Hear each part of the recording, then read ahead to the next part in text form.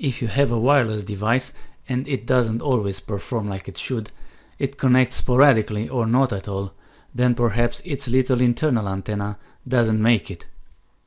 You can add a bigger, powerful and serious external antenna. All you need is an antenna and an extension cable, and a little skill. If you have an antenna you recovered from an old router or something like that, that's good.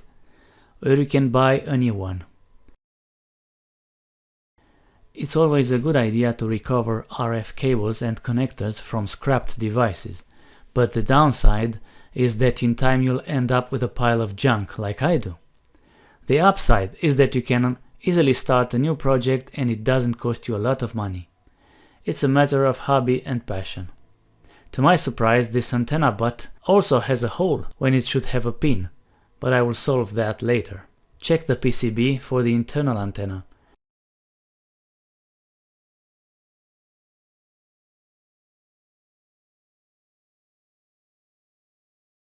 You must cut the trace to it and solder the coaxial extension, the center wire. The shield goes to ground. Beware that this is generally irreversible, and if it doesn't work, your Wi-Fi will be dead.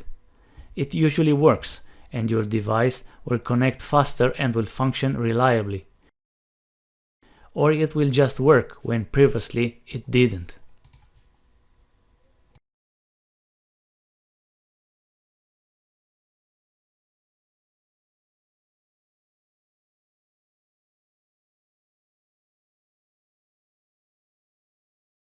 This is particularly important when your device is encased in a metallic box.